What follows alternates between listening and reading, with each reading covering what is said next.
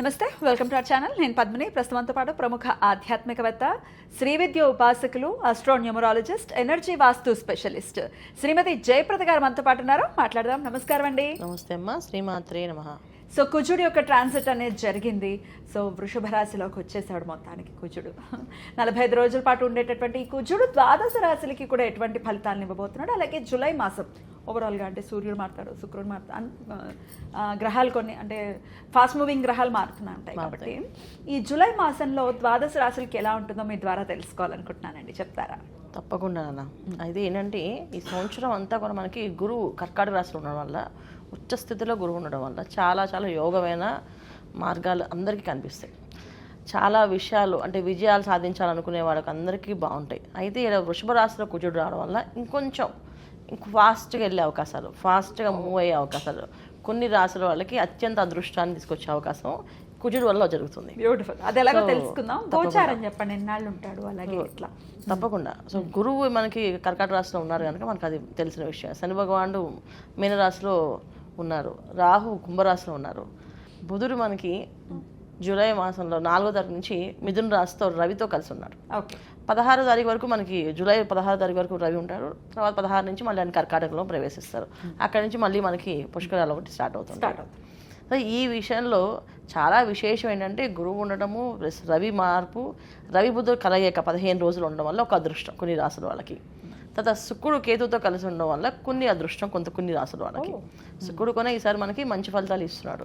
అలాగే బుధుడు మంచి ఫలితాలు ఇస్తున్నాడు, కుజుడు మంచి ఫలితాలు ఇస్తారు. ఇప్పుడు మాస ఫలితాల్లో మనకి మాక్సిమము 4 గ్రహాలు ఎప్పుడు యోగించవు.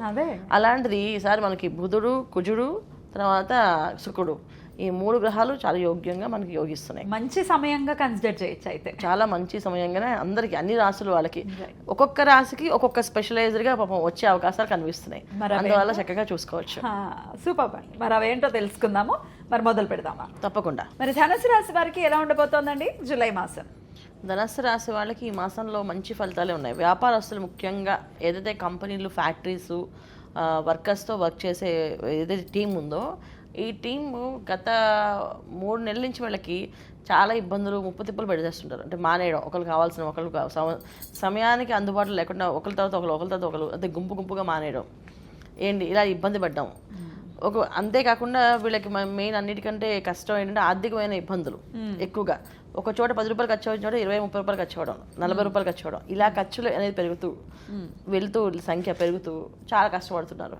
ఈ మాసంలో వీళ్ళకి సరైన టీం రావడము, వర్క్ చేయడము, వర్క్ విషయంలో చాలా మంచి ఒక యూనిటీ రావడము, యూనిటీగా వర్క్ చేయించడము, వీళ్ళు స్ట్రాంగ్గా ఉండడము, పార్ట్నర్స్ మధ్యలో వ్యాపారాలు చేసే వాళ్ళందరికీ కూడా కొంచెం మాట అటు ఇటుగా కొంచెం తేడా రావడము, వీళ్ళు మాట్లాడుకోకుండా ఉండడము, కాస్తంత ఇబ్బందులు ఉన్నప్పటికీ కూడా ఈ మాసంలో వాళ్ళ ఏదైతే బాండింగ్ ఉందో అది స్ట్రాంగ్ అవుతాయి.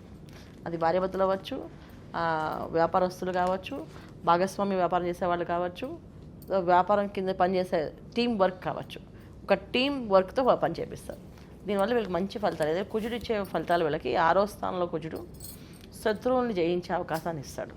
శత్రువు అనేవాళ్ళు ఎవరు లేకుండా చేసే అవకాశం కూడా ఉంటుంది. సో ఇంత స్ట్రాంగ్ వీళ్ళకి ఇచ్చే అవకాశం ధనుసు రాశి వాళ్ళకి ఉంది.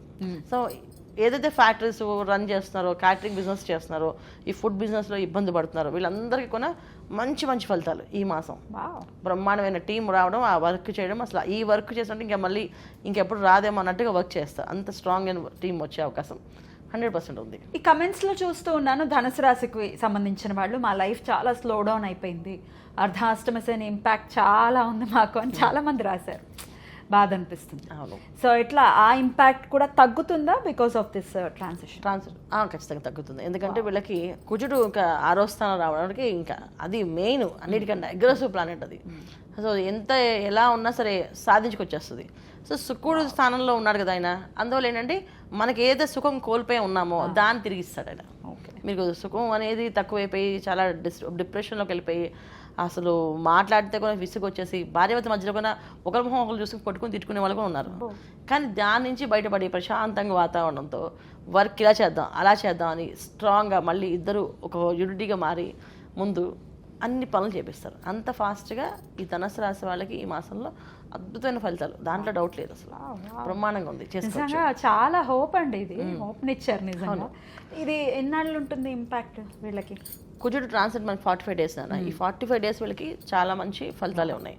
అన్నిటికంటే వీళ్ళకి అష్టమ స్థానంలో గురువు ఉండడం వల్ల, గురువు మంచి ఫలితాలు ఇవ్వలేదు అష్టమ స్థానంలో అన్నప్పటికీ కూడా ఆయన ఉచ్చస్థితిలో ఉన్నాడు కనుక మనకి వర్క్ మీద చేసే ఫోకస్ అనేది ఏదైతే ఉందో స్ట్రాంగ్గా చేసే పర్సన్స్ పరిచయం అవుతారు.